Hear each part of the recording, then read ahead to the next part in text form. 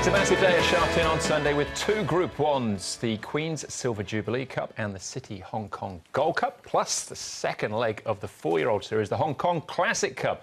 Very well welcome to Racing to Win. I'm Andrew Lejeune, joined in the studio by Paul Longshot Lally and Brett Davies as well. Brett, it's a wonderful day to look forward to on Sunday. Fabulous day, Andrew. It's really a triple Group 1 day. We've obviously got two branded Group 1s, but the Classic Cup is full of the best four-year-olds here in Hong Kong. Pretty much all of them are there, and it's going to be an intriguing contest to see how things unfold, stepping up that extra 200 metres from the Classic Cup.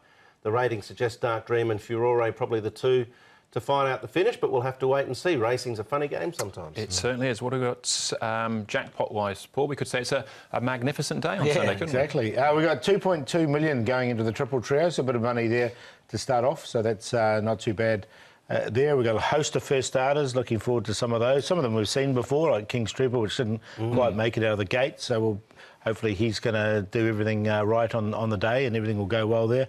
All in all, should be good afternoon's racing, as you mentioned. Really looking forward to Beauty Generation versus Beat the Clock at Al over 1,400 metres. Yep, it is a fabulous day, a great support card. And when Paul walked into the studio today, his tie was all over the place. We're just wondering, have you been home yet? Of course I have.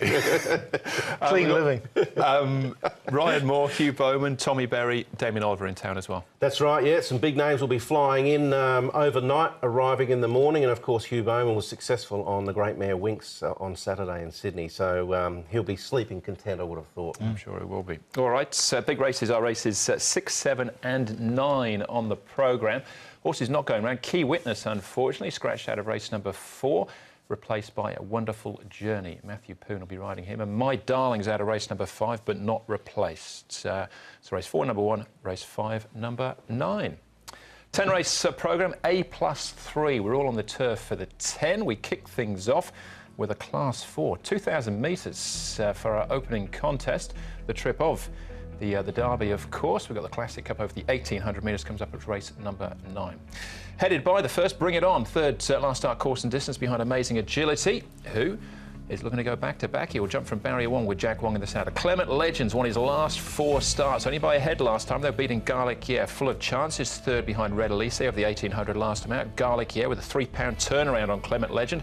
Happy Rocky finishing third of that race, also £3 in hand. And down to Le Panache, who's finished 4th on his last 2 starts. Sylvester de Sosa, a ride from Barrier 9. Bring It On, Clement Legends and Garlic Yeah have all been up at Chung Far in the last month, Brad.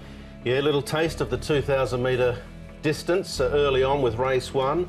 For the Class 4s, potentially a slow pace. There's not a real noted leader in the race. We know Clement Legend's in fabulous form, but generally he sits back and then makes his move from a 1 out, 1 back, 1 out, 2 back position when they sort of get to the latter-ish stages of the race. So we'll see how it unfolds, but not a lot of foreseeable pace. Last start winner, Amazing Agility over this course and distance. And he hasn't taken a step backwards. He looks good since that win, and he moves nicely enough. He's come up at a decent price too, at 20 to 1. Here's Clement Legend. He's won 4 in a row, and look, he won 3 of them in Class 5. Wondered what would happen when he got to Class 4, and he won it nicely. He's still in Class 4, and no reason why he can't go on with it. Karis Seaton's got a really good relationship with him.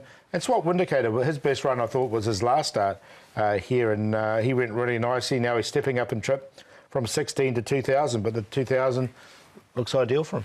All right, Vincent Ho, a ride for David Hall. We'll come back to Clement Legend in a moment. He's on a fair roll, of course, with those 4 wins. Let's start off with Amazing Agility, Bring It On, and Le Panache. Well, this was a sit and dash as well, Andrew. Of course, Ty Smart was the horse who got things rolling from about the 750, whipped around them.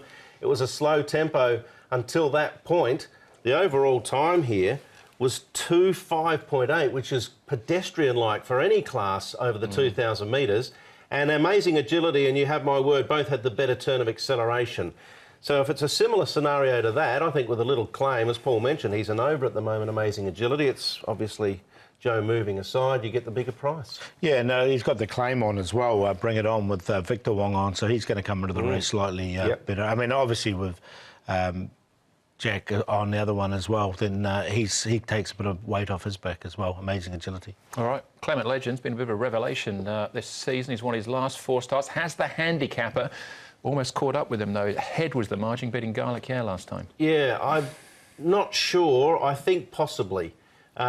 it took a long time for him to reel in Garlic Yeah here, and I tend to think that Garlic Yeah potentially is still on a moving forward situation in his preparation, whereas I think Clement Legend might be sort of now on the downward spiral. He's been up for a while, he's won 4, he's still going to race a good race, and I think Sha Tin might actually help him, but I think Clement Legend will be there, but I'm going to tip something to beat him this time. Yeah, I'll go stay with him. I just thought coming back from Happy Valley to Sha Tin will be a positive. Definitely, I agree with that, with him, and look, he's doing everything right and he's winning them in a row, isn't he? All right, Swat Windicator up in trip, full of chances. Looks like he's getting back to something like his best, and Shade of Thunder further back. So all these 3 horses stepping up to the 2,000 metres from this race, which was 1,600.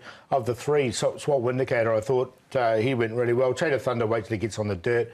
Full of chances, wasn't a bad run either, but Swat Windicator looks like he's going on with it, and I just like the way he really hit the line, so I found a spot for him.